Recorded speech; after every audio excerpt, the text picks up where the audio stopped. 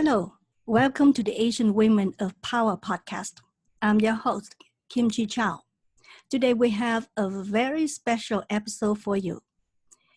If you have listened to the stories from the Asian Women of Power podcast, you know that we, the Asian American women, had to change and adapt in order to thrive in America.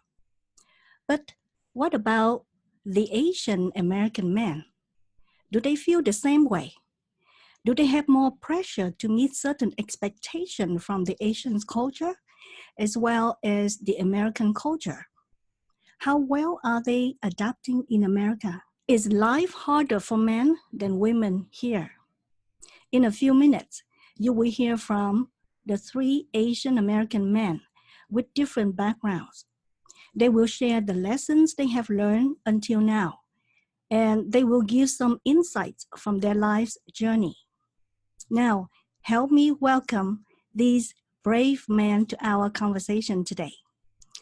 Hello, gentlemen. Please introduce yourself, your name, ethnicity, generation, marital status, current occupation, and your age. Let's start with CK. First of all, Kimchi, thanks for having me here. Hello, everyone. My name is CK Lin. I am an immigrant, first generation or zero generation, depends on who you ask. Right now, I'm 40 years old, and my occupation is a business consultant. This is what I do. Hey everybody, my name is Andrew Suba. I am a Filipino-American first generation. I am single and am currently a life and business coach. Hey guys, my name is John Wayne. I am married. I've been married for 20 years. I am 44. I live in Carmel, California, and I am a life and business coach. Second generation. Thank you. Now, briefly share with us your journey on how and when you got to America and the type of work or career that you had before you are on the new path. Okay, I'll start. So I came to this country when I was 14, knowing that my life is going to be all about pursuing the life of being a scientist or an engineer. And I set that goal since I was 5, and I kept pursuing forward. And I came to the United States to pursue that American dream. And throughout the process, it's a much longer story, but throughout the process, I reached a certain bottleneck during my PhD study that I couldn't overcome. So I was seeking elsewhere, right, outside of the realm of science and technology and understanding, intellectual understanding. So then I went into the realm of personal development. What are some of the ancient technologies or current technology in terms of psychology that will allow us to see blind spots that we didn't know about, that I didn't know about? So from that point on, what I realized, I got more crystallized about what I'm all about, which is really empowering myself as well as others to experience the aha moment, the epiphany points, right? And I've been really successful in the scientific realm. So as such, I went into public policy. I was representing Nobel laureates, world-class professors for the University of California. And then the more I do that, the more I realize entrepreneurship is my path. So from that moment on, I went into the world of startups. How can I use the internet as a way to expand my impact to others? And throughout that world, I can go into the story even more. I realized that the external pursuit of material success, external success, ultimately it's a tunnel with no cheese in the end. Because after looking at all of my friends or myself gotten the external success, it wasn't quite as fulfilling as I would like. And from that point on, recently, I went into diving more deeply into the inner world. So that's how I got into become an executive coach for other founders. And most recently, I went into the world of spirituality. So as you can hear, I traverse quite widely from the external pursuit of success to the inner pursuit of fulfillment.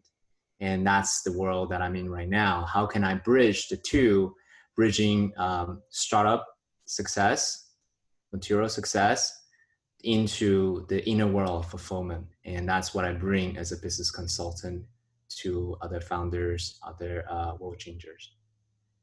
So my name is Andrew Suba. I was actually born in Patterson, New Jersey. So I'm a first generation Filipino American. My parents came here when they were younger through sponsorships and also however way that most Filipinos get here.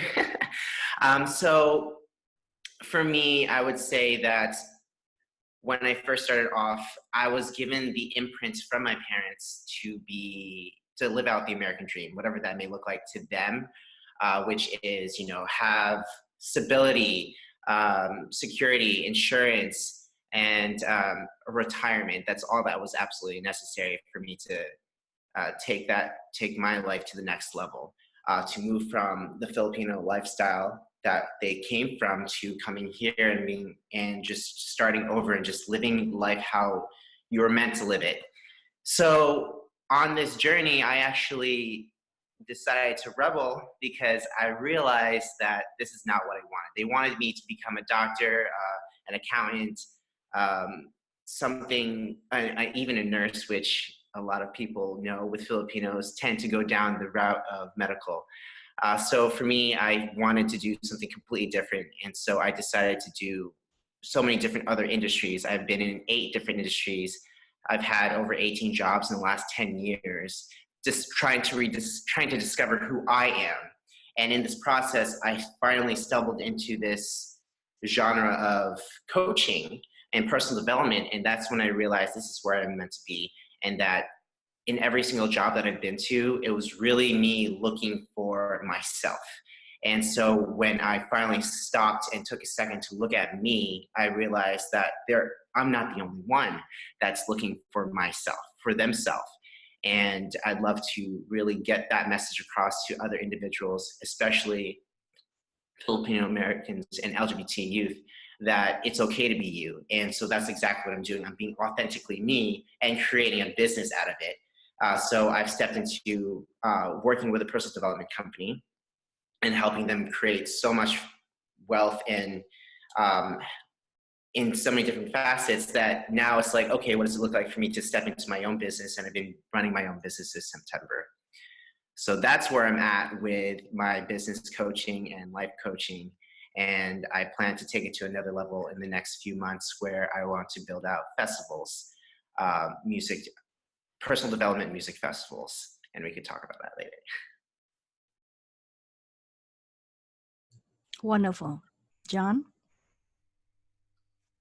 Yeah, I'll pick up where Andrew kind of left off there with a little bit more about me, like my generational. I'm Vietnamese American. My father is Caucasian. My mother is Vietnamese, and I'm a product of that war. So when the Vietnam War was over and I came and I was born here, just like right after it happened, I guess like the expectations or what were given to me were of both generations, of the Caucasian side of my family, wanting to go to college, and that was kind of given to me. From my mother's side, from the Asian side, it was like, be the doctor, the lawyer. I was like, okay, so which one do I actually go into? There was the Christian side of my father, the Buddhist side of my mother. And so when these things came together, it was very confusing growing up as to what am I supposed to do. So I love how Andrew talked about, finding yourself. It's been an identity thing for me for over 20 years. Like, who am I? And I started off in college, as an accountant. And then I went to the engineer because that's what Asians do because they're good at math. And so I was like, okay, but as I got further into it, none of that worked for me. I wanted to be creative, and I ended up getting a creative writing degree.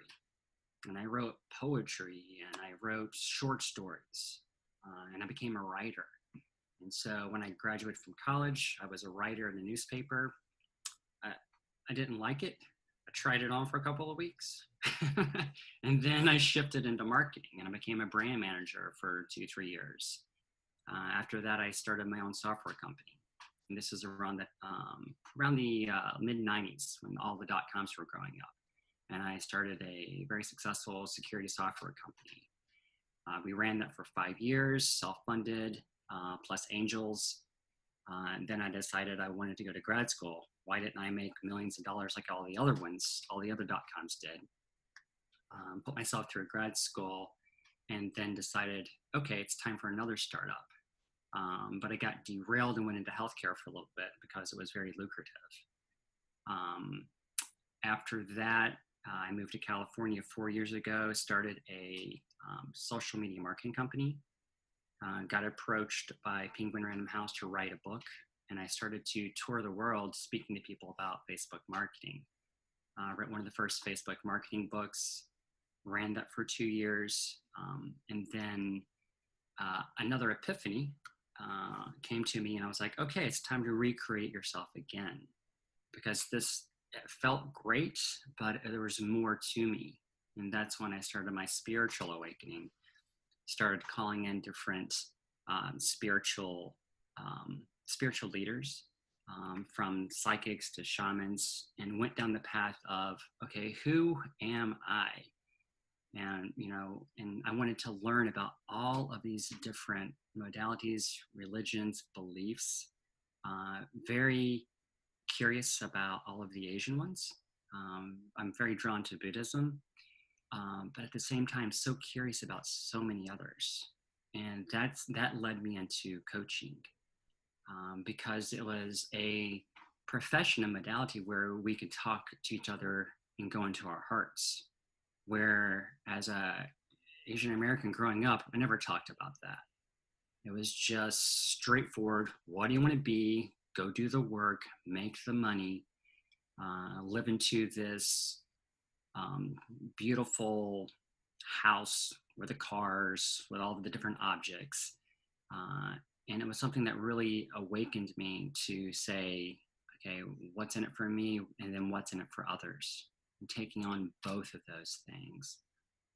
So like kind of pulling together what CK was talking about and Andrew, it's becoming whole, bringing those things together and feeling like, oh, wow, I can have the money, I can have the success, but I can also have the spirituality, and I can have it for myself, and I can define it for myself and step out of the shadow of my mother and my father where they used to define it for me.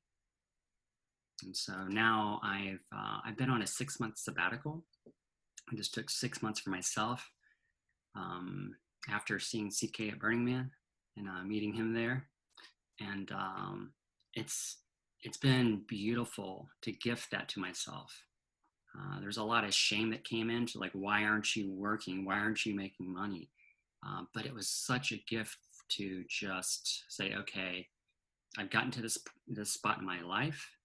I've been successful, but how would I define success next? What does that look like? And that's been, it's been a beautiful journey.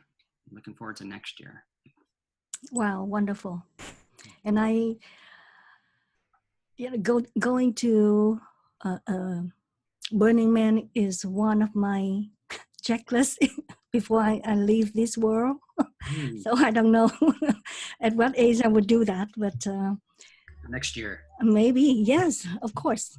Did you see any Asian women there? Tons. Oh yeah. Tons? Tons. What are the age group? All kinds. All kinds, okay. All kinds. What I'll say this is, Kimchi, as a way to reframe Burning Man, it's not a music festival. It's not an event that you go to. It's an experience. It's transformative experience, which I know you love, that you deserve to go at least once in your life. Okay. Right. It's a gift that you can give to yourself at least once in your life. Okay. So I don't have to come up with an art, right? Because I thought for some reason you have to create some kind of art to show at the Burning Man. No? Well, not the first year, maybe the second year. Well, here's the reality. Burning Man, you can go as who you are.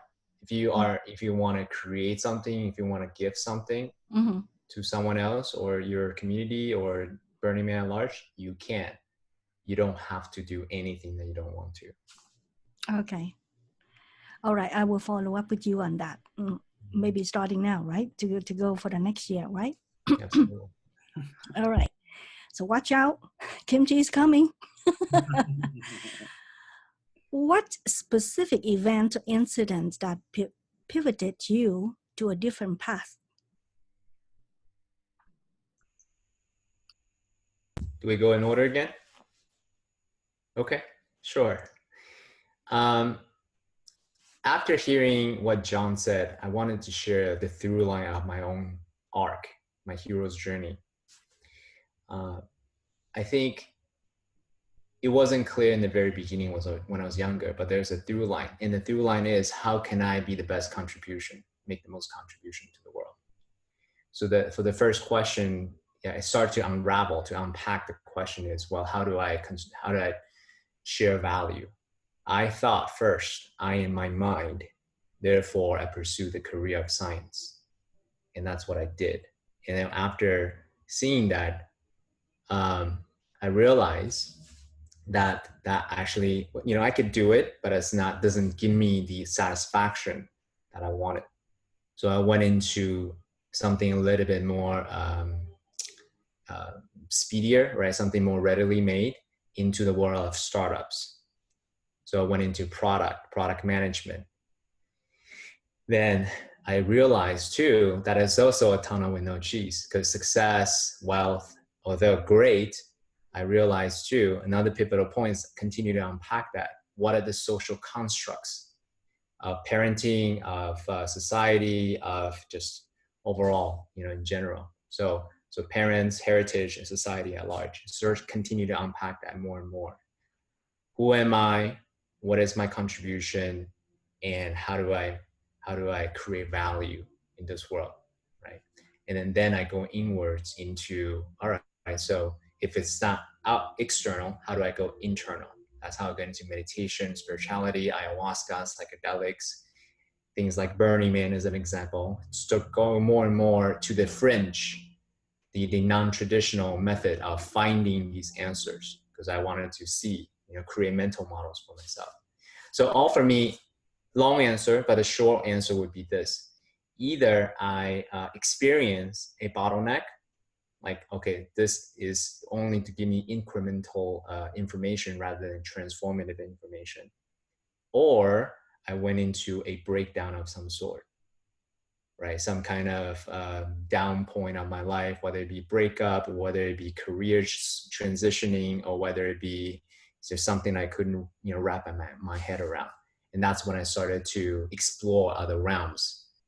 How can I come up with my own mental model that way? So I hope that gives you some context of when I made my transitions. Who's next? Hello. Okay, so, vulnerable point here. And thank you again, CK, for sharing. So I would say that one of the major pivotal points for me was when I had started discovering myself as a man and figuring out that I am gay. And going down this path, I have made some mistakes as to who I wanted to associate myself with, because I was just looking for community. I was looking for a way to connect with people that are like me. And I couldn't find it within my own family, not because they don't love me, but because they couldn't understand. And that's something that I've learned through time, where they only knew how to love me a certain way, and I was looking to receive love in a way that they weren't able to give to me at that time. So now that I've grown, I've learned to unconditionally love them. And so even if that means just being at a distance, or even if that means a conversation or a text or whatever that may be, but also understanding that they have their own beliefs and I have my own beliefs, and we deserve to live out our own beliefs independently. And that's how we can continue to grow and bring the world to a higher vibration when we truly can stand in our own power and just give love, whether or not it's in close proximity or if it's at a distance. So where that's coming from is when I didn't realize that in like around 2010, I had a partner that did not tell me that they had HIV, and I almost contracted it thinking, so for 6 months, I thought I was going to die. So I was living, I actually had just dropped out of college from Rutgers back in New Jersey. I was living with my mom and my stepdad, trying to figure out what my next move would be. And I was making poor choices. And in those poor choices, I found comfort in somebody that I thought would be there, but actually lied to me. And from that point, I made a decision. Do I want to continue living in the victimhood of what I could possibly have, of possibly contracting this, of being around loved ones that may not necessarily be there for me, or do I want to start over? So with not knowing where I wanted to go, I just knew that I just needed to take that step. And so I moved across the country and left everything behind back in New Jersey just to start over. I had some family there, and that was my first big move to prove to myself that I can do this on my own, that I can build my own family, that the people that I surround myself are what support me most in my in growth. And from that moment, I started taking more steps towards personal development subconsciously. What does it mean to start working in the pharmacy and just try the medical industry anyway? What does it mean to really own who I am and just do it, regardless of what other people may be saying? So yeah, that was the big move, really going from New Jersey to Las Vegas and just starting over on my own. And that's when I started opening up my mind to other things that was not in my peripheral. And that includes spirituality. So that includes checking out other religions outside of what I was raised on, which was Catholicism. That included, even becoming Reiki attuned, and learning about other religions and other people who just have extremely different lifestyles. Vegas was a great way for me to do that. Thank you for sharing, Andrew. John? Pivotal moments. Kimchi, when I met you, it was about 10 plus years ago. Yeah, it was 10 plus years ago. And it's when I first got into personal development. And I bought my first program with Peak Potentials. And it just challenged me to do more. And I was still in corporate at that point, working in healthcare. And I remember I came back from this event called Enlightened Warrior Training Camp. And it changed my world. That's when I decided to really buckle down and just turn on the warrior. From that part of my life, everything up to that point had just been on automatic. It was doing things for my mother. It's that mother bond that I was like, okay, I got to be, the good Asian boy, and I've got to make a lot of money so that I can retire my mom, because that's what's expected of a good Asian boy. And I had that story running the whole time. And then I took this course called Enlightened Warrior Training Camp, and I discovered that I could turn on my warrior and do whatever it took to succeed. And over the course of the next 7 years, I made a ton of money in different businesses while I was still at corporate. And I got to a point where I had all of this money, but I had zero friends. I basically shut everyone out of my life. I would come home from corporate. I would do my business stuff. I would work till 2 or 3 in the morning, and just repeat this every single day. And I got to this point where I had this giant breakdown. I'd always had breakdowns every couple years, but it was such a giant breakdown. I remember coming home to my wife and just crying. And it's just like, I can't do this anymore. I was like, I need to do something different. And we worked up the plan. I got a business coach, and they put me through these different practices to be able to go out on my own, independently start my own business. And that's when I moved from Chicago to California and just left everything behind. You know, we had our big 4,000 square foot house, all the sports cars, you know, a house full of stuff. And we sold everything and just moved away. And it was a big test, but I think that's what it takes every single time for me to get to that next level, is to basically disappear it all, leave it behind, and start fresh. So breakdowns.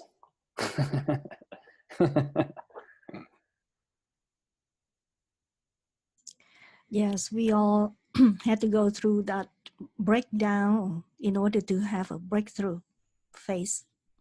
I'm glad that Peak Potential's courses was beneficial for you. Yeah, totally. I did that one course and I was like, okay, I'm going to do them all. So I signed up and did them all. So what is your current message or vision, CK? Current message, vision. Well, I'll, to the best of my ability, share this concept with you all.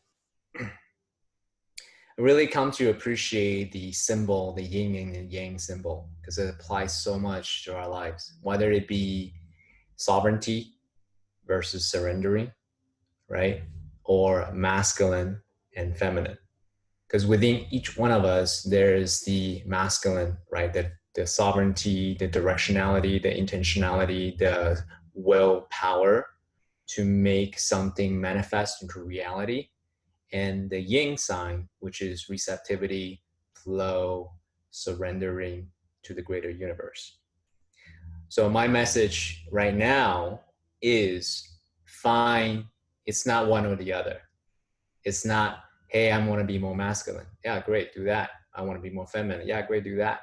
I want to exert my will, like make something of the world, make a dent in the universe. Yeah, great, do that. I wanted to surrender myself to God's will, be the force for good. Yeah, great, do that.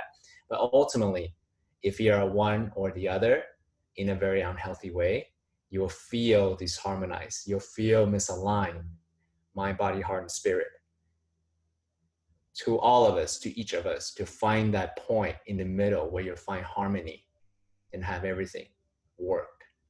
And then this relates to your health, your relationships, your career, you know, whichever. And only you know the answer to that. No one else outside of you know what the harmonious point is. So my message is find a harmonious point, elevate your consciousness, elevate your awareness, such that you can really find a harmonious point. Beautiful. Andrew? Well, based off of everything that we have been discussing so far, I would say my biggest message currently is that you have 100% choice in who your family is. We have been given a family, and we deserve to be there for them in however degree that you'd like to be. And in addition to that, it's as we continue on our life journey, we have people who come into our lives who we can choose to be part of our family. And that support, that community is what really drives us to take that next leap of faith, to continue to grow, to continue to believe in oneself. And now, as I've done this work now for some time, I've really built up who I want in my close circle, who I choose to be my family, and how I want to continue to respect the family that I currently have. So the main vision, the main message is you choose 100% who your family is, who you want to associate yourself with, and how they can continue to support you in your growth. Thank you. John? Yeah, my big vision has been there for, I'd say, like the past 2 years. Since I've went into my spiritual awakening, spirit has really been my message, spirit guiding. And that looks, for me, it looks like God within.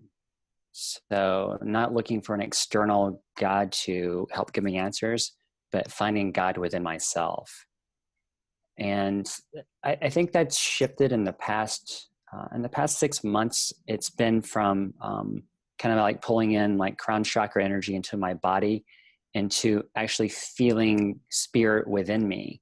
And not just on a cerebral level, but more of within my whole body. So transferring spirit to everything that I do, whether it's I'm in meditation, whether it's Kundalini energy, or it's just like walking, moving my body, being out with friends, feeling all of that in a spirit way. It's the message that I've been coaching people on for the last couple of years as well. It's like, pull yourself into your body, get yourself out of your head and your mind, because that's where I've always been, in the cerebral, trying to figure things out. My message has been, get out of your mind, get into your body, and feel spirit everywhere.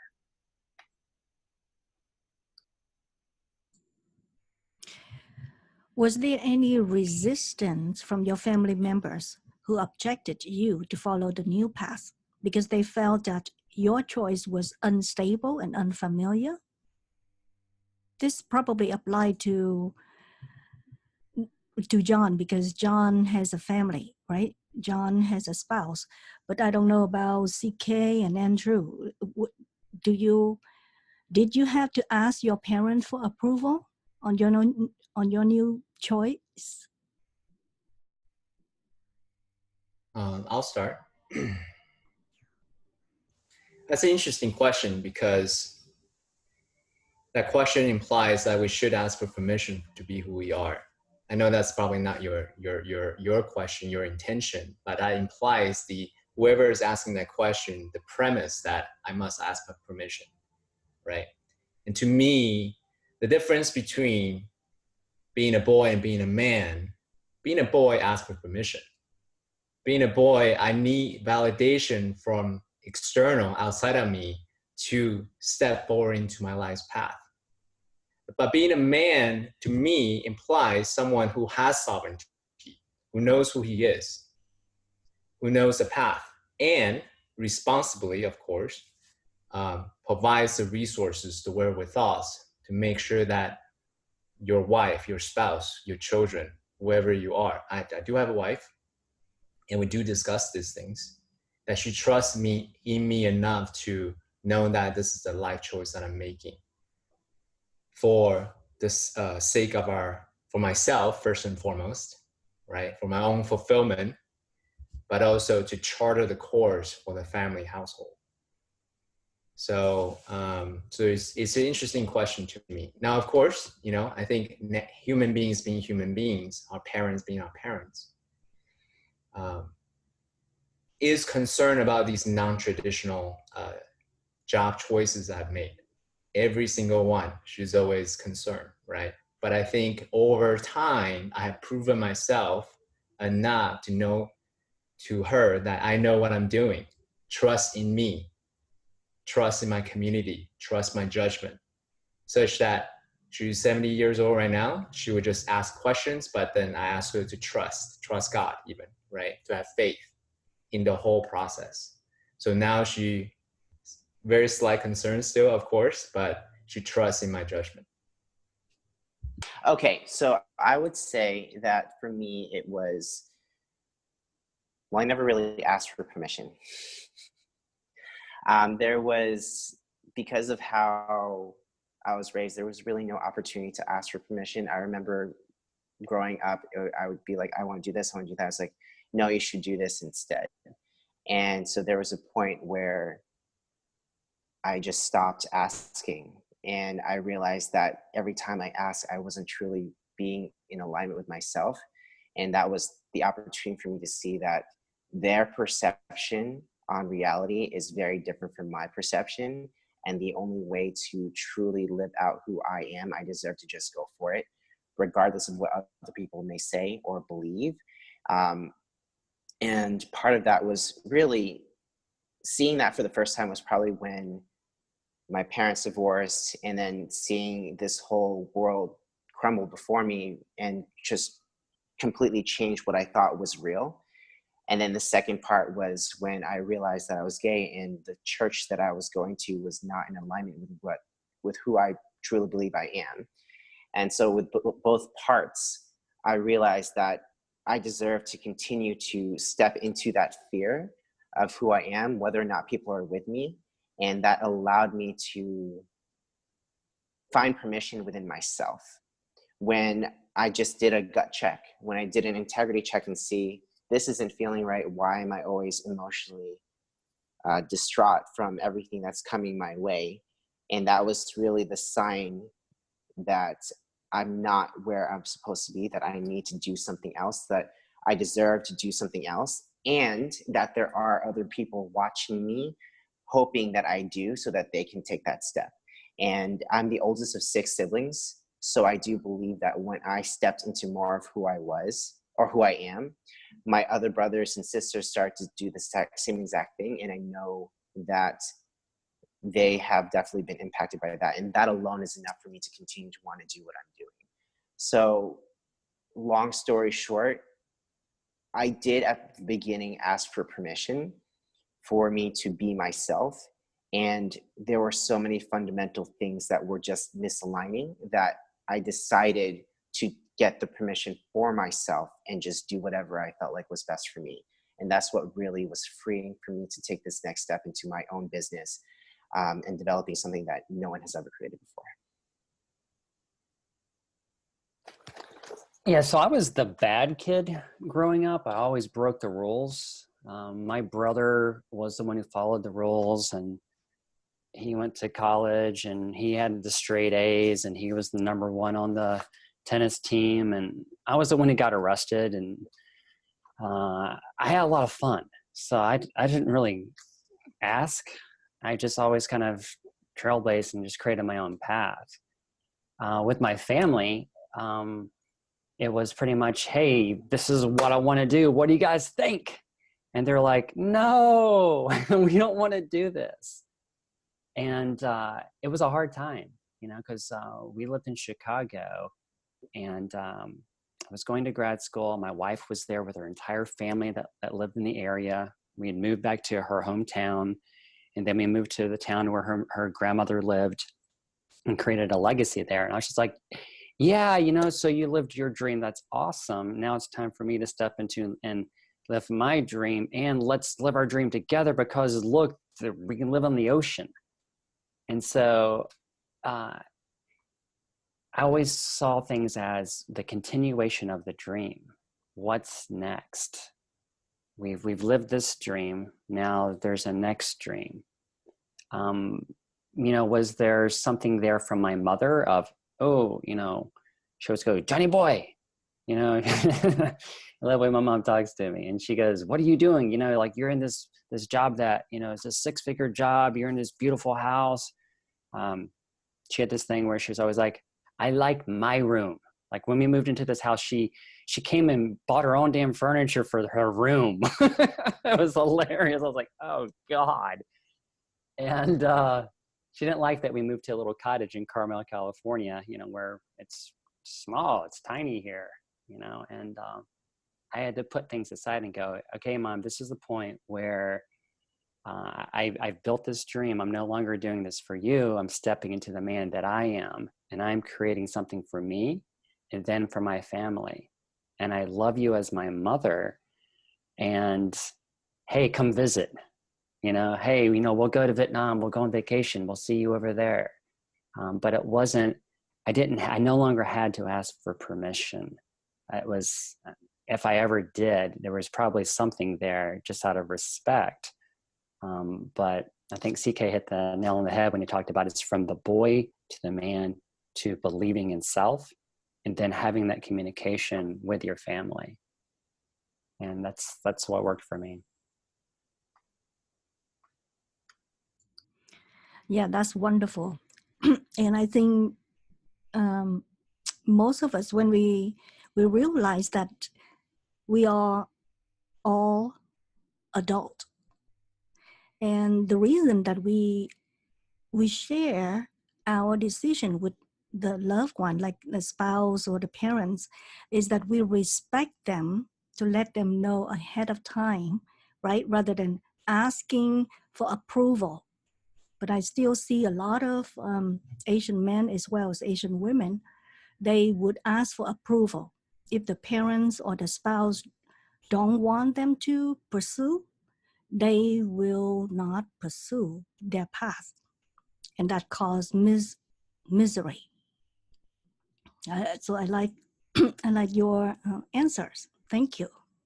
Yeah, and I would say, I mean, I have Asian friends who are still on that track. It was the good boy who went to college for engineering, who came here, from Hong Kong, and their parents had said, go to the United States, get your engineering degree, build your house, build your household, get a fine wife, and then have children, send them to Montessori school, right? These prescription lives. And it's funny, these are the same people that I met, going to personal development courses, going, what is this world? There's another option. And so I think they're beginning to wake up to these other options, that they are finding self and not having that be a collapse with their parents' identity, perceptive identity of them. So yeah, that's exciting. Yeah, thank you. And you all lead the way. So with a news perspective as an Asian American, what areas in your Asian culture do you think that are working and need to be nurtured and expanded? And what areas do you think that are not working and need to be changed? Interesting question. I don't actually hold myself to like my Asian background per se. There's bits and pieces of who I am for sure. I got part of who I am from living in Taiwan, getting Chinese education, Confucianism teaching, all these things. But more and more, I really look at it from all angles. To me, the elevation of consciousness means that I can hold opposing ideas, multiple ideas all together. So to answer your question, that was a very long ramp up to your question. What I love about the Asian culture is the respect to the elders, right? Their respect to their heritage, to their culture. So I'm learning over and over again, hey, don't just dismiss 5,000 years of history because I learned all these new ideas. Now I'm learning to appreciate the ancient wisdom of Confucianism even more, from Lao Tzu even more, right? These thought leaders from ancient times. However, as far as traditions go, people who are traditionalists, quote unquote, right? They like to hold those ideas very tightly. So I think one thing that we as human beings, any kind of culture speaking wise, need to also learn about to be open-minded to new ideas. And some of them may be opposing to the ideas that you strongly believe. And hence the value of going to places like Burning Man, where ideas are all there, all different kind of ideas, all different kind of people who live their life in a different way. You get to engage with them and then learn from their perspective. Oh, what about this work? Or would that work? I never thought would it be possible to embrace the desert, right? Embrace even psychedelics. Actually, that's a case in point. To me, when I was growing up, substances equals bad, right? Equals crime, equals, a life of like just being a miserable person. But what I realized too, well, just like any tools, these new ideas, these new memes, this new lifestyle, if used appropriately, used with consciousness and intentionality, could also be very conducive to the life journey that I want to take on. So respect the elders, absolutely, and also learn about letting go of some of the thoughts, some of the traditions, and then per the situation. I think that's, from my perspective, how I answer that question. I am actually, whoops, doing it again. Check. Okay, so I'm actually in alignment with what CK is saying 100%, where I do value the Asian American culture, and I can only really speak on the Filipino part of that, where family is really important and really respecting your elders, and just seeing that they come from a place of traditionalism where things have worked for them up to this point, and to respect that and honor that really has actually allowed me to see that how I can redefine that for myself. So I do value that part of the Asian American culture where family's important, tradition's important. So you can, it's like a groundwork of where you can start. And when we nourish that, we can really bring out the best in the younger generations. Whether or not we fully agree with the traditional mindset that some of our elders may have, like including myself when I think about that, it has had its benefits. Then on the flip side, when I think about what we can work on, it's in the same category around family. What I see is, at least in my experience, a lot of advice giving, a lot of telling you what you need to do. And I'd love to see more of the supportive side, where it's not necessarily, parents or elders telling you exactly what you need to do, but just being supportive and guiding you in finding what your purpose is, what your vision is, and giving those life skills, or trying that on instead, so that we can, so that individuals, younger generations, can find out who they truly are meant to be. Because we're now in a place where we don't all have to be, a doctor, a lawyer, or an accountant, because we already have people who are passionate in that. We need more creatives. We need more people who are looking to do more work on the conscious level, just like what we're all speaking about now, and willing to try out these new ideas and really fuse all these different types of ideas to create newer, evolved ideas so that we can continue to evolve as a human race. I'll echo this, but I'll try to spin it in a little bit of a different direction. When I think about Asian culture, the things that I love about it are, number one, there's respect. There's respect of the elders, but there's respect of your people and taking care of your people. When I was in college, I was the president of the Asian Student Association.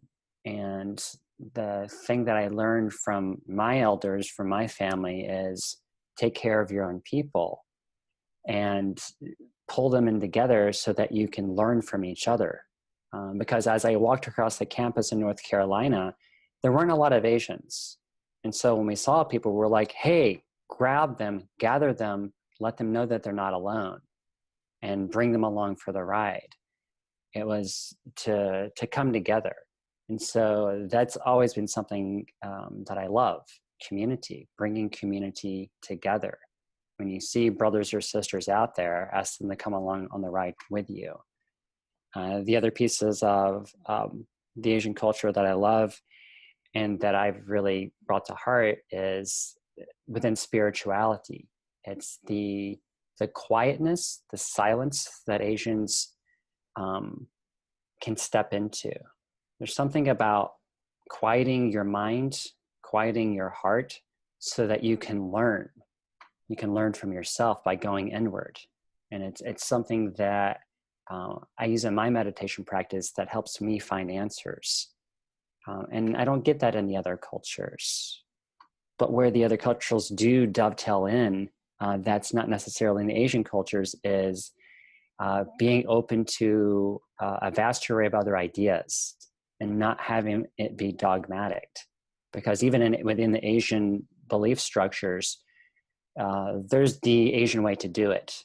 right? There's the purest way to do it. So when you look at like Taoist priests, which I've got one that's a good friend, he's like, there's one way to do this. I'm like, no, you missed that part. And he goes, no, this is the way. I was like, I get it's the way and it works. And there's a vast array of ideas that we can open ourselves to and find out what is the right way for me, for individuals.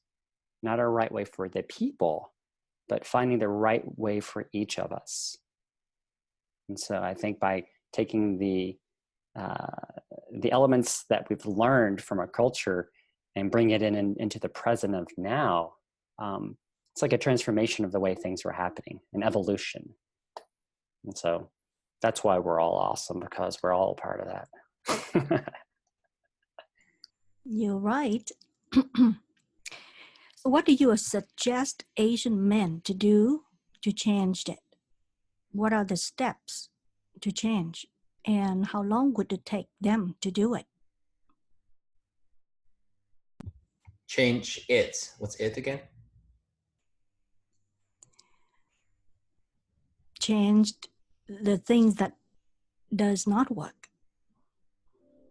Change the culture. I see. Thank you. So Confucius said, 治身齐家治国平天下. It means self-mastery first, then your household, then country, then world. Right? So in this case, be the change that you want to see. So start with yourself first and foremost. And one of the pitfalls that I see in the personal development world too is this. They think more tactics, more strategy, more books, more knowledge, more information is the answer. But I have coached from someone who's really young, 20 something years old, to now he's 27 years old. He grew his company from nothing to $300 million, which is about to exit in the next 90 days, right? I'm sharing that as an example of how he elevates his consciousness level from himself first and foremost. Once he knows who he is, got his purpose in line, then he can drop away anything, any behaviors, belief, addictions that don't serve that purpose.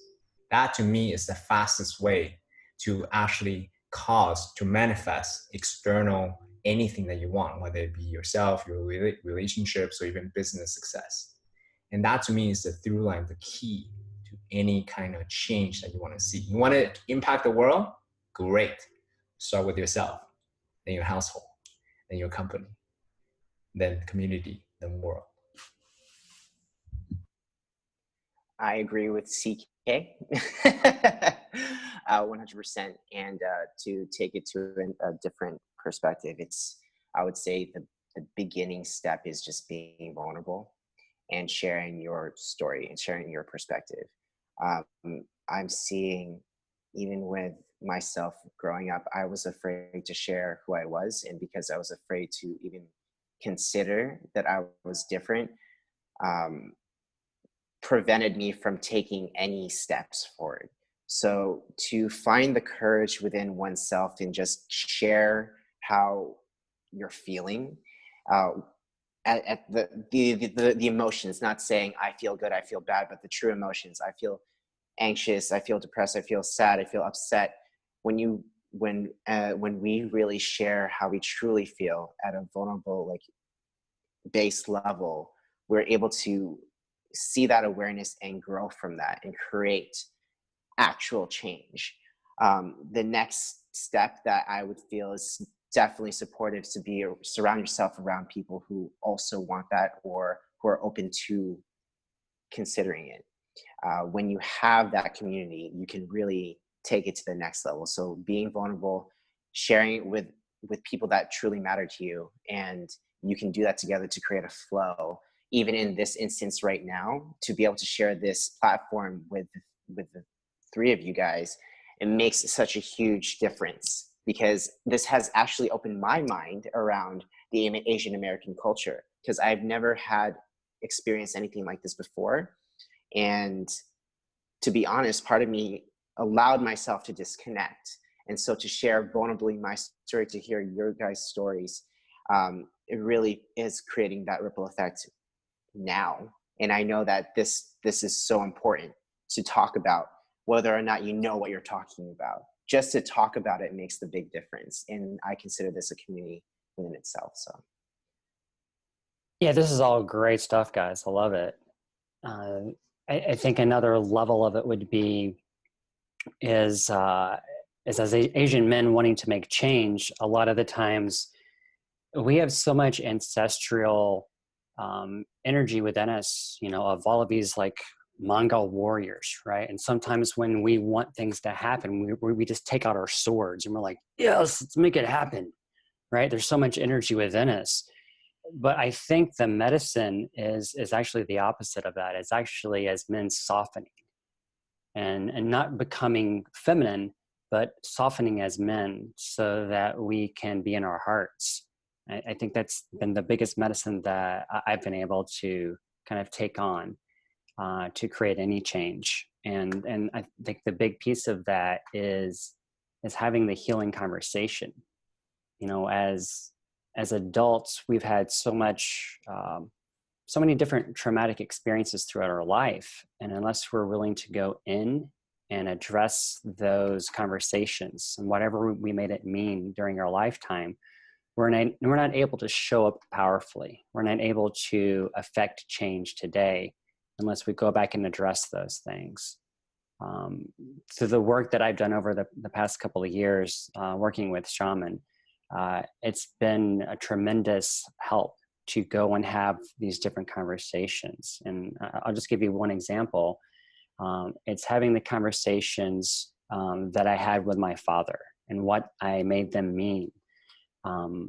Growing up, my dad was, he was in the military. He was a drill sergeant. He was very forceful.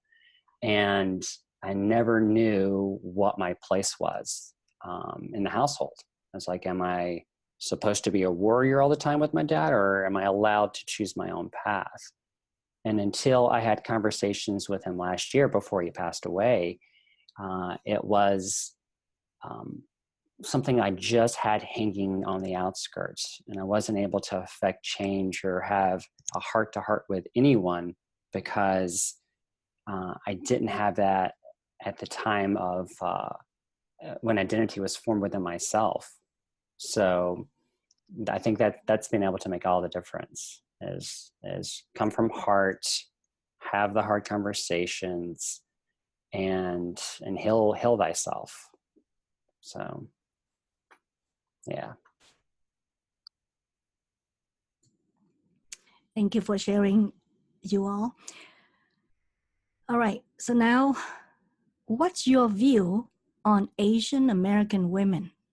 Do you think that we have changed or advanced further than the Asian American men? In what way we did and what way we didn't? Who are brave enough to say it first?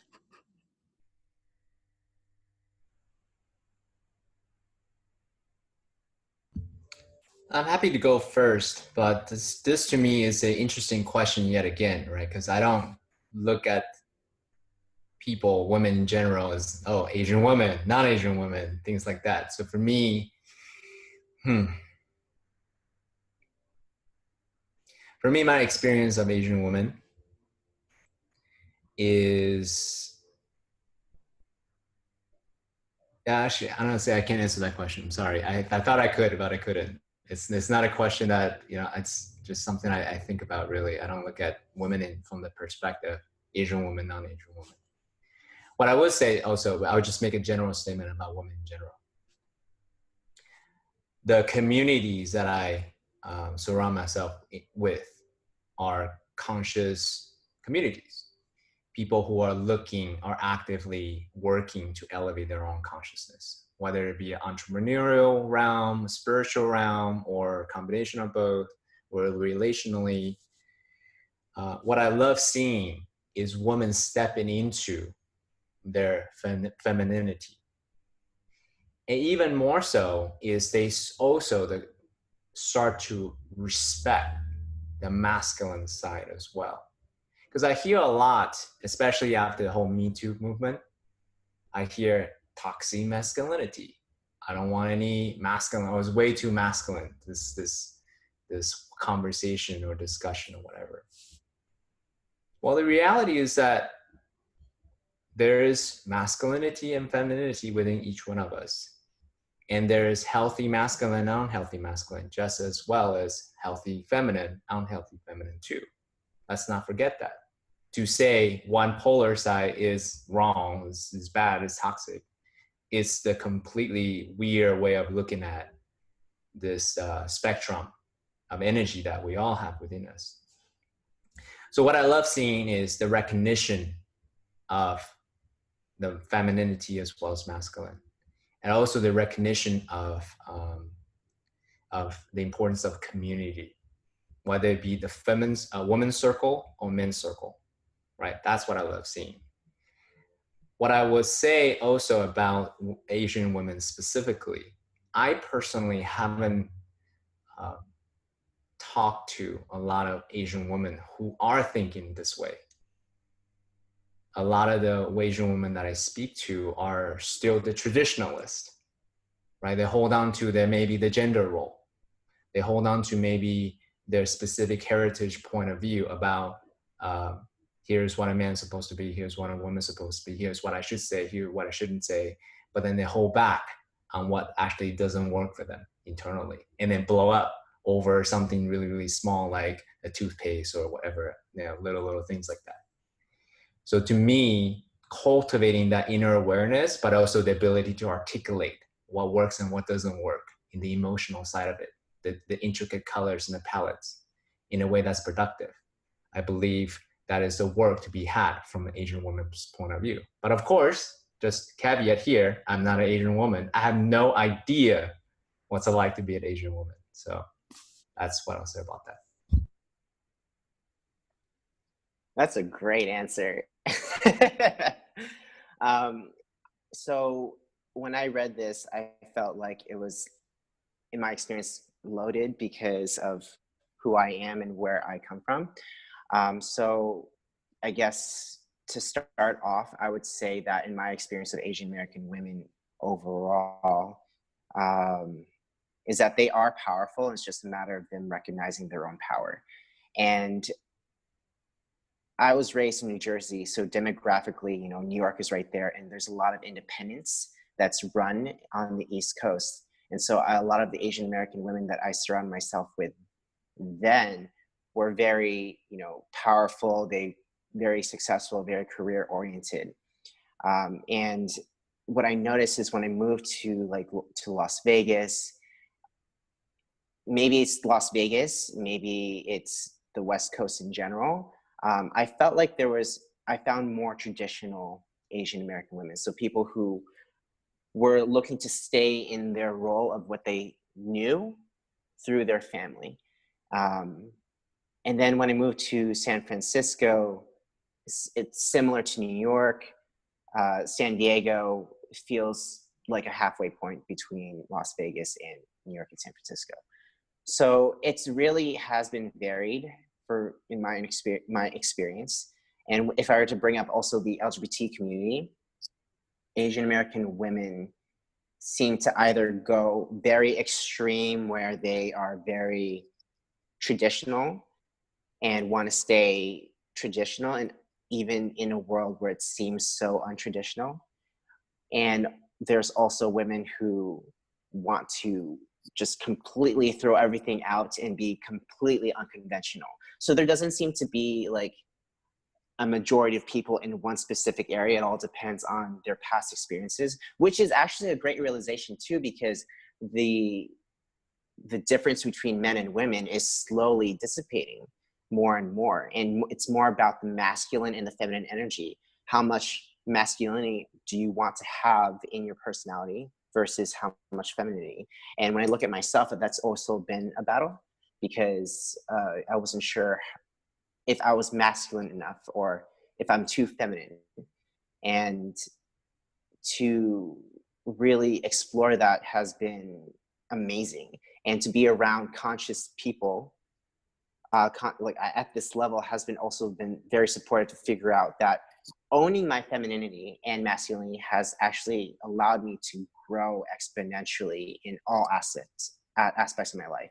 And I see that with a lot of women too, when they allow themselves to own their masculinity and femininity and see where they want to be, not even saying that they fall prey to, oh, I'm a girl, so I have to be 100% feminine, or I've gone through all of this crap in my life, so that means I need to be masculine. When they become aware of where they are and where they want to be, they've actually been able to transcend exponentially.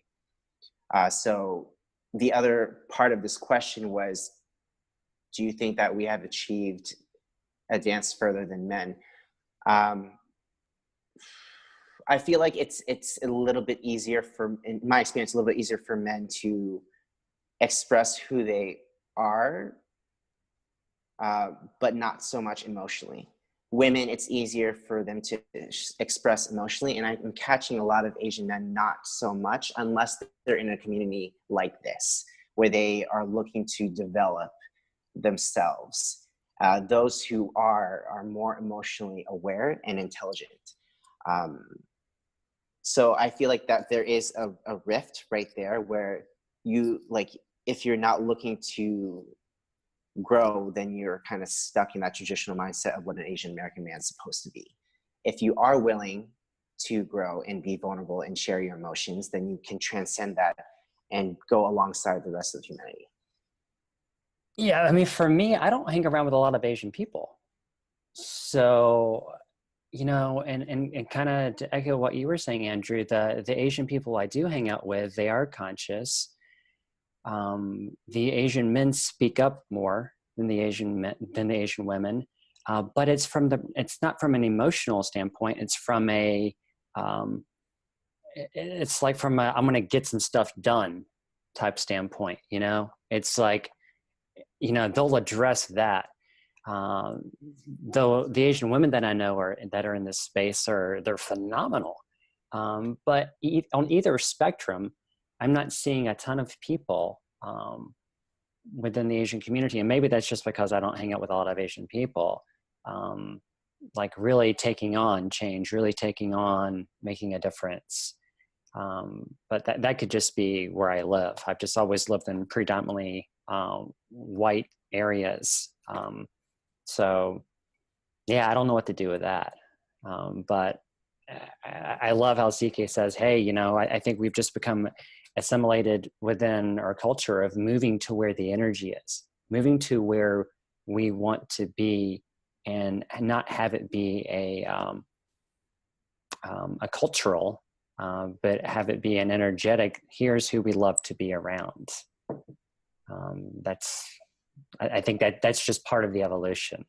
Is great, we're all Asian, that's awesome, and we have very similar thinking, but we don't have to be with each other. And I remember this. I remember when I was in college and I was president of the Asian Student Association, and we went to the Millionaire March in DC.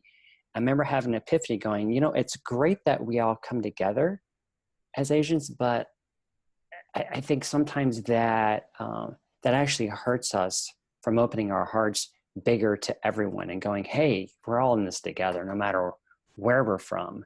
Let's open our hearts so that we can grow even quicker, even deeper. And yeah, that's what I got on that. Thank you. And that is the purpose of this podcast, the Asian Women of Power podcast. It's not to talk about the old traditional culture, but to recognize it and to share the way to evolve from the traditional into the new way as Asian American women. So what do you wish the Asian American women to do more and be more? Imagine that, this is, these women could be your parents, your mom, or your sisters, or your spouse. Just think like that.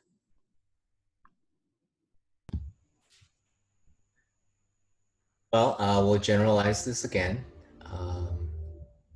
namely because we're on this path together. And there's the, if you look at it kind of as an onion, right? There's the external, there's the outer game stuff, like the strategies, the tactics to maintain our body, mind, heart, spirit kind of a thing, right? Like things that you can actually touch. And there's the inner world of letting go of limiting beliefs, of trauma, or things that don't serve us anymore.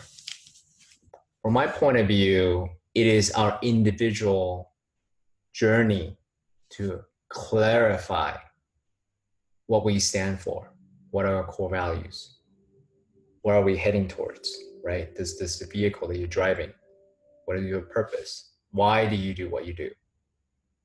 And then from that, how can you operationalize your core values into the time that you spend, the resources they have, the energy that you spend, the money that you have to build on the kind of life that you want, to have the relationship that you wanted to have. Outside of any kind of social constructs of parental expectations, cultural expectations, societal expectations. Because in the end, if you really ask yourself this hard question, what makes you who you are, and what makes you fulfilled, what makes you successful? Only you know. Everyone else's opinions and everything, their intention may be there to guide you, to help you, to make this path a little bit easier if you're a doctor, lawyer, or accountant, or whatever. Yeah, maybe, probabilistically speaking, that may give you some expected outcome of success, right?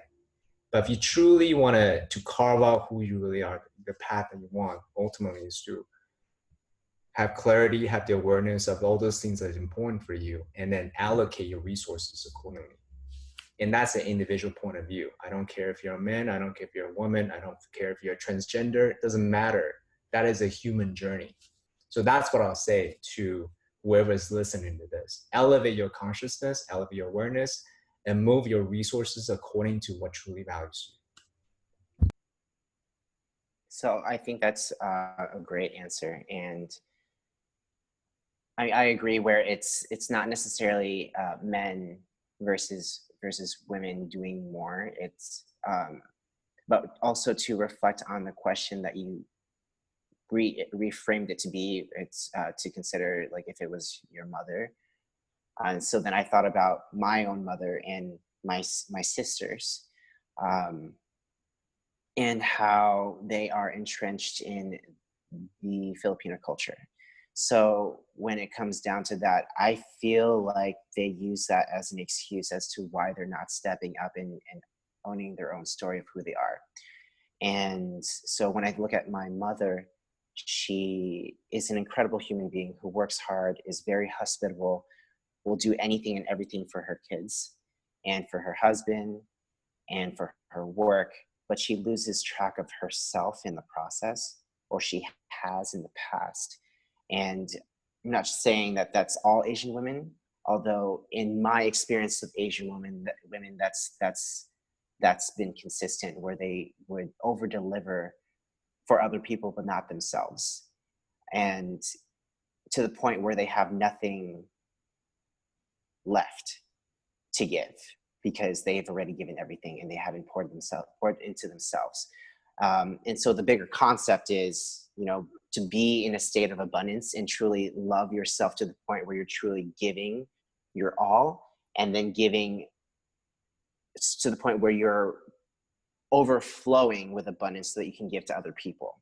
And that's the concept that I'd love to see more when I think about my mother, when I think about my sister, and thus could be generalized to other Asian women who have experienced their Asian culture kind of impacting how they want to live their life.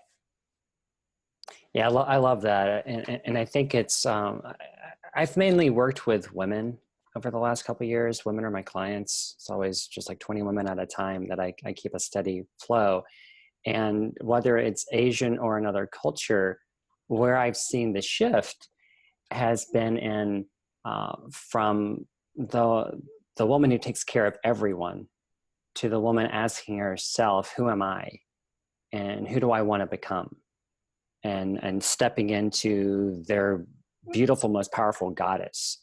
The beautiful thing like that, you know, when I met CK this summer at Burning Man, you could probably talk to this as well. It's like witnessing women, you know who they are, talk about what they want, what they desire, talk about the things in the world that they want to change, having their voice just come out and be completely powerful.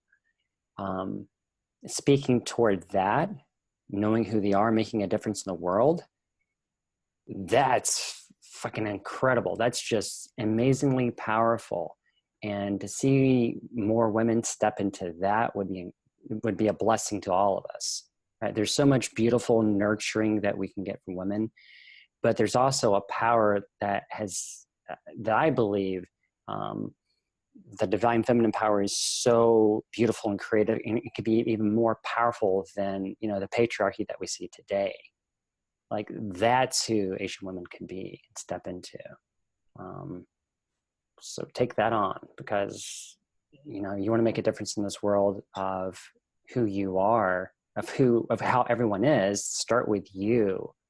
Define that and just let your throat chakra wide open and just start yelling and screaming and let us hear your voice.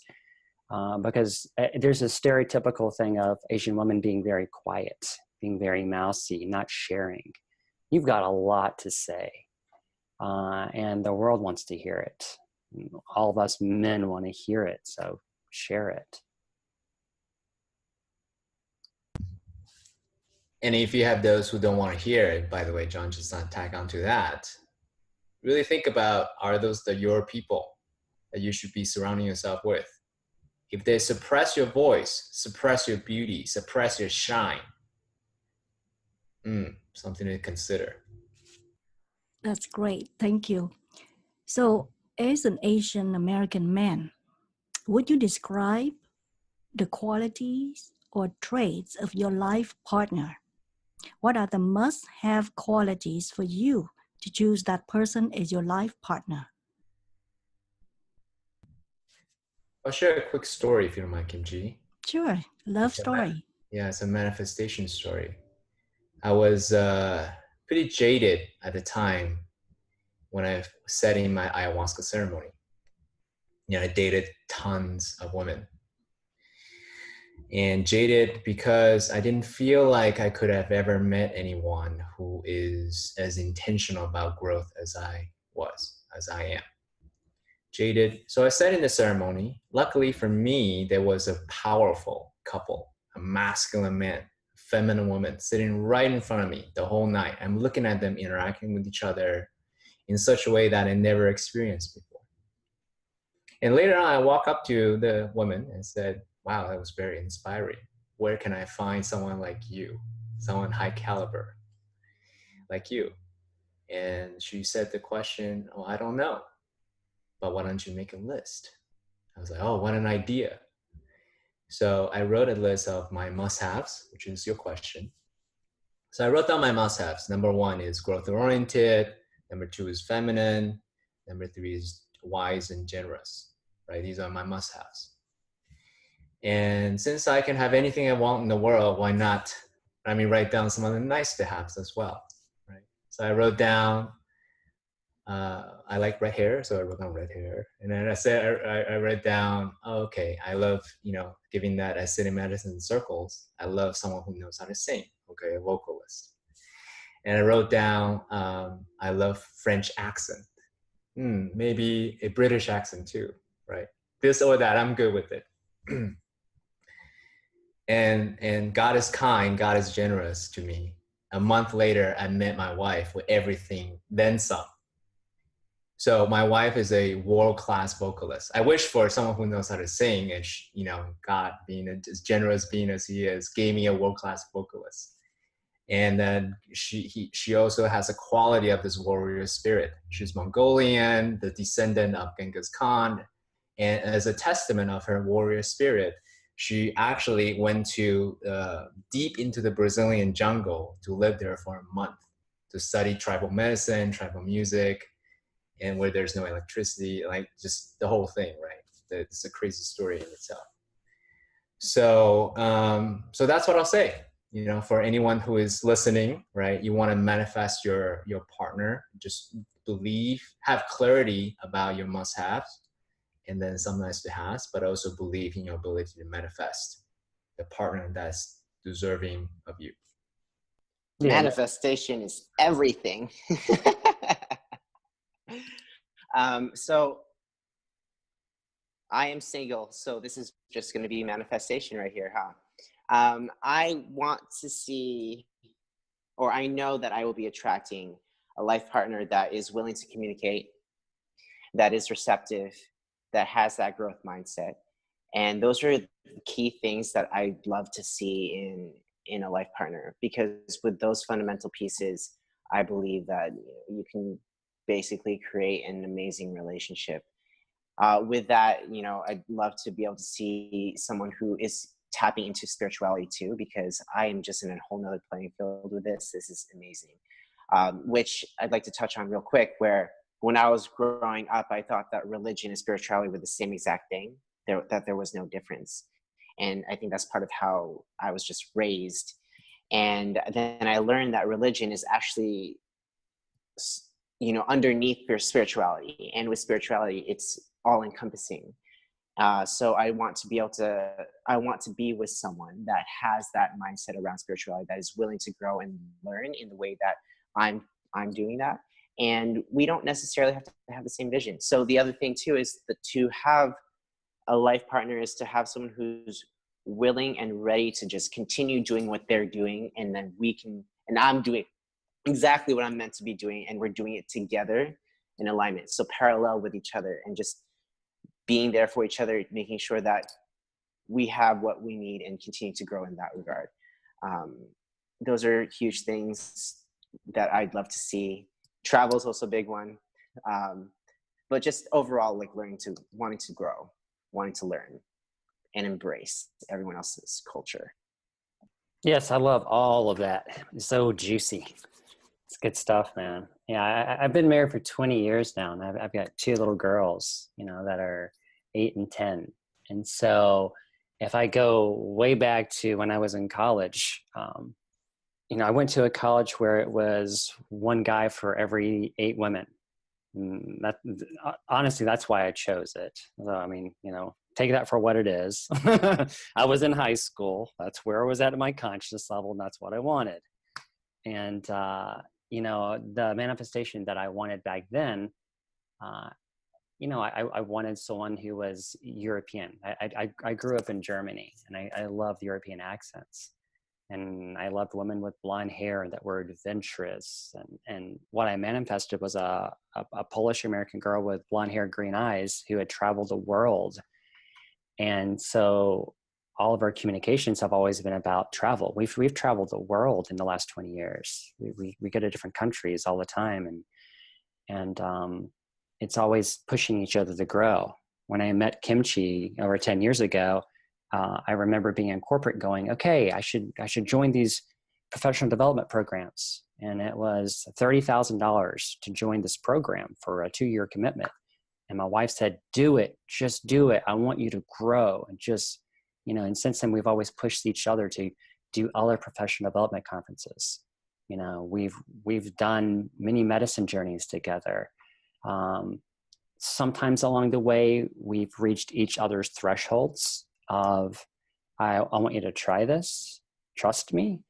And there's been a big, screw you, that's crazy, but we've allowed each other space to be a yes or be a no. And ultimately what happens is when we choose to grow together, we grow deeper. When we've chose to step apart and go our separate ways, we've grown apart. And that's been like the ebb and flow of our relationship. And I think it's like something that's continual. We'll continue to manifest things that we want within the relationship. We'll continue to manifest our different adventures. And I love how CK said, make a list. right? Because it's not just the partner you want, it's what you want for your partner. And being a stand for them to grow in the most amazing person that they can grow into, not just for you, but to the extent that they can ascend to their greatest self ever.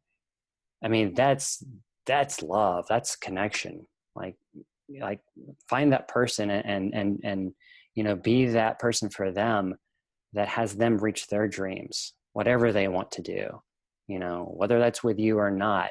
That's like the dedication to creating a lasting relationship.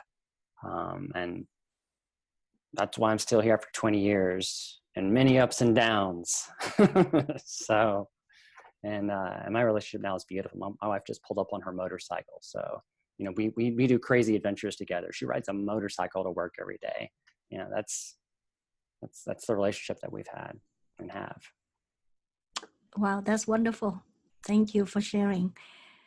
So how was your journey to the new path so far?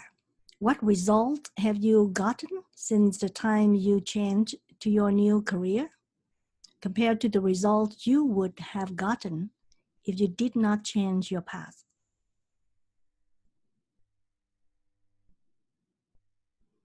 It's an interesting question that you're asking because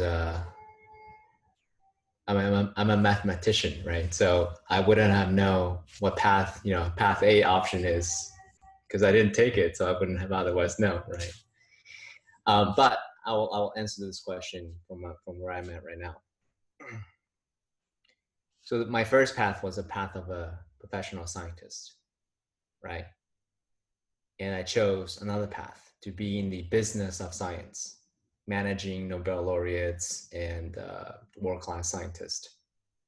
The next path I picked was a product manager or startup entrepreneur, right? That's another path.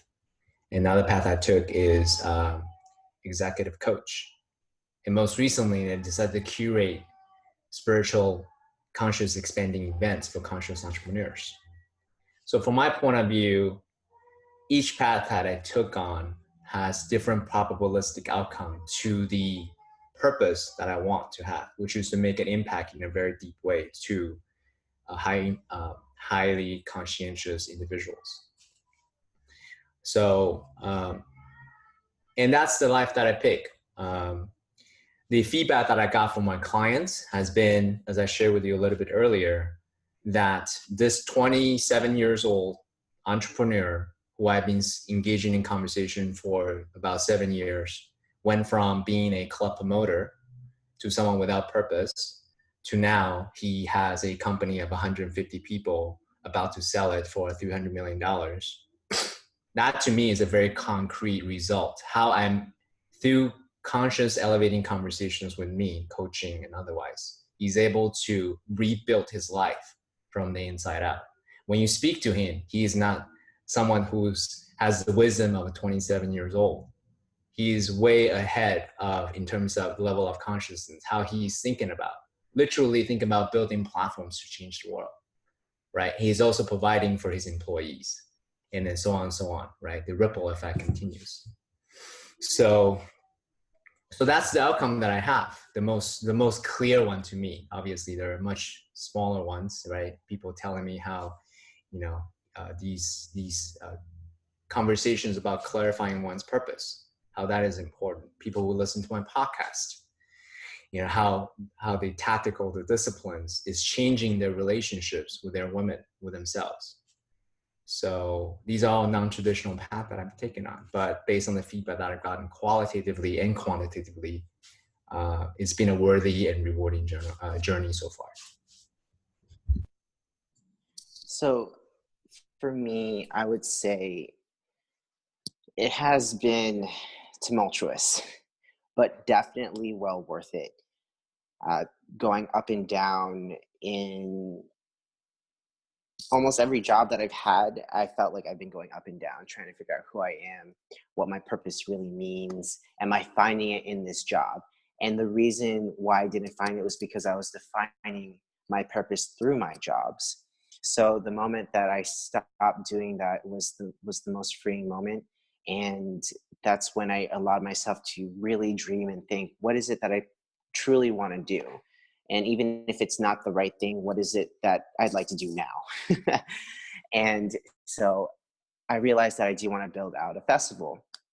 And the vehicle for me to do that is through coaching, through personal development, because that's actually supported me most in the last year and a half, 2 years, and the rest of my life.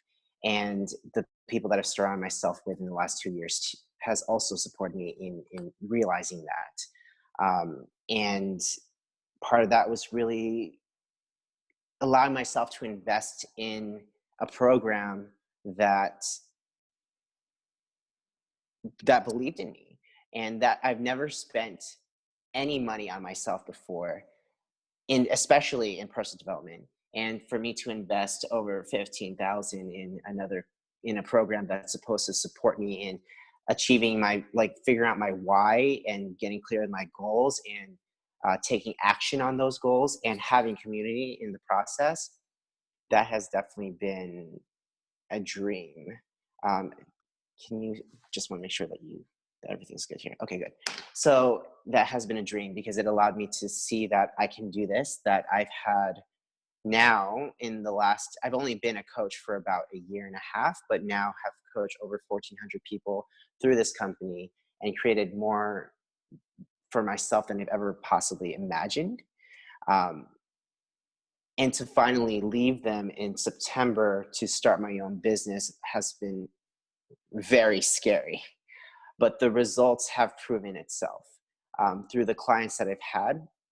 And that's a great way to really, for me, that's what supported me in seeing that I'm on the right track. Because I've had clients that they said the one conversation that they had was the reason why they are where they're at. And there's one client that comes to mind who didn't need coaching. She felt like she didn't need coaching. She has, millions of dollars. She already has a trust in all these things. She's fine. But then I had a conversation with her, and it's like, I see you as the female Tony Robbins based off of what you're telling me, what you want to create. And now she's impacted over almost 1,000 girls by the end of December of boys and girls in India who are living in poverty, and she's creating orphanages in India that she didn't expect herself to be creating, but the resources just kept coming like this because she just allowed herself to believe and speak truth and speak what she wanted. And even if it's just a 30-minute call with me, like on a regular basis, or if it's with anybody else, she just has been so thankful for that one conversation that started the journey last December.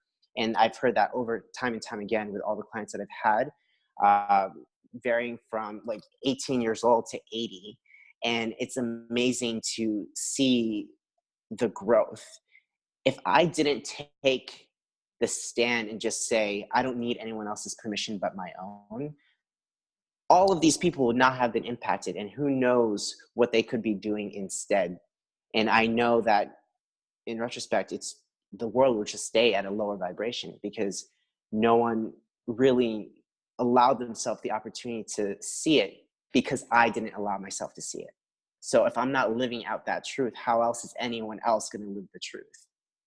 So how was your journey to the new path so far? What results have you gotten since the time you shift or changed to your new career, compared to the results you would have gotten if you did not change your path? I think for me, it was started 4 years ago when I moved to California. Like, I stepped away from corporate. And what's funny is I thought by moving to California, selling everything, starting my own business, I thought it was going to be the greatest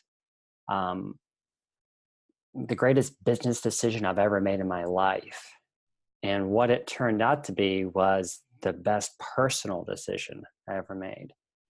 So, I was promised, I started a branding company, and I moved out here, and I got connected with all these different women's empowerment companies. And my business partner and I, we would show up, and we would, bring in 20, 30, 40 women into the business. And we were like, wow, we're going to be so rich. And what happened is, as we started to listen to all these women and what they were going through, we started trying on their ideas for ourselves. And we saw how unconscious we actually were. we saw that we never asked the hard questions. Like we're amazing, you know. We had all this ego, and you know, we thought we had it all. And what the last 4 years have been for me has not been professional at all. It's been successful. It hasn't been successful financially. I wouldn't say in the last 4 years I've made the most money I've ever made. But it's been the most giving. Like I'm a totally different human being than I was 4 years ago, because I've softened into myself. I learned how to listen, not just to respond, but listening for what's on the other side of people's conversations. And I think that's what got me into coaching, because I was like, wow, this is an actual skill, because no one listens. They don't, and I learned how to listen for people's hearts and what they truly desired. And that's made me so rich in myself, because I started to listen to myself. Biggest successes, I would say being able to totally blow up my relationship and then put it back together. That's probably the biggest success I've had. Really looking at, okay, do I want to be in this marriage? Hey, let's blow it up. Hey, let's put it back together piece by piece, and let's see what I really like and what I don't like. Oh, I don't like this. Well, let's address it, right? I got into communication. That's been probably the biggest gift, because in getting into communication, I've been able to create very close friendships with a lot of different people. I've created a community here now where some of my best friends and I will get together like on a daily basis. Like I just came back from hiking this morning, you know, with two of my best guy friends. We went hiking up into the mountains. We came down in 4 hours. And it was like, hey, what do we want to create next year? And we're like, here's what we're going to create. We're going to go out into the wilderness and disappear for a week, you know, and we're going to have ceremony, and we're going to push each other. We're going to climb trees and push each other into lakes and rivers, you know, and it's like, great, let's do that. And this past weekend, I spent time with my best girlfriends, and we were up on the mountains, you know, in these Indian burial grounds. And we were talking about our hearts. What is there to be able to do to talk about the patriarchy of this world? How can we have been softened, but, you know, still meet them where they're at? So I would say the greatest gift has been slowing down. And when I first moved here, one of my really great friends, he's this giant 6'5", 300-pound guy. And he would always come over and he would go, John Wayne, slow down. And I'm a part of another men's group of like 28 men, all in their 60s. And they're always like, John, you're going too fast. Stop doing all of these different businesses. Slow down. And I never knew what the hell that meant until about 3 weeks ago, when I was able to pick up a book. This was the book here that grabbed my eye. It was The Monk Who Sold His Ferrari. And I was able to read it. And when I came upon words that I just paused on, because my entire life has been a race. I've raced through everything: accomplishment, achievement, money, even books. Books are like a thing to, oh yeah, I did 30, 40 books this year. It was something to get through. But in the last couple of weeks, you know, being on sabbatical, taking time, taking 2 weeks to read a book, really delving into it, I was able to see the words on the page, and I was like, wow, I've actually slowed down. And it wasn't the comprehension; it was the getting myself feeling into every word. That's been the greatest gift that I've ever given myself. And I think it's really good medicine. Wonderful. Thank you, John, CK, Andrew. So now, if people are listening to this podcast or watching us, What if they say to you, how would they know when it's time for them to change their career path? What would be your answer? Here's what I'll answer that question. Really feel yourself, because as I say over and over again, that you're the only person who knows whether or not you're in harmony, whether or not you have that distress, you have that dis-ease or unease within you. So take a moment, sit by yourself in silence for half an hour and just really lean into the unease that you have. If you feel that you can't seem to have that peace of mind to go to sleep, your mind's always running for whatever reason, that you can't keep still on the physical side of things for even just a few minutes, that's something for you to consider, because that's your body somatically telling you, hey, there's something going on, something unsettled about the way that you live your life. You know what? Not to even make it 30 minutes, just even like 5 minutes, 10 minutes. If you can't even do that, that's something for you to reconsider. You know, hey, do I need a reset of what I'm doing operationally, right? Operationally, physically, mentally, spiritually, heart. Just look at the whole thing. So there's something probably happening. Every major decision I've made, whether it's conscious or subconscious, has been from sitting still and being quiet and meditating, which is interesting to bring up because I never realized that that's what's really driven me this for the past few years. I have made a lot of decisions out of impulse and irrationality, but the best decisions I've made were the ones where I did allow myself to sit down and think, is this where I really want to go? And in those moments, I probably had the most breakdowns and cried the most, because it's like, that's when you know it's meant to happen. So when you check on yourself and you check how you're feeling and you're not settled, yes, then that's your opportunity to reflect and see what next step is really in alignment with your true vision of what you really want. And if you have no idea what that is, then what's the way to resource up and find out what that is? And that's when coaching has really been pivotal for my growth, because I didn't even want to sit down and meditate because I was afraid of being alone with myself. I was using music has been a gift, and also to another degree a numbing agent, because I allowed it to just fill the space when I didn't want to face myself. And so in those moments when I did have a coach to speak into me and say, hey, try this, or what's coming up for you, just the simple questions, I realized that this means it's time for change. So sitting with yourself and also finding a way to resource up, those are the two takeaways.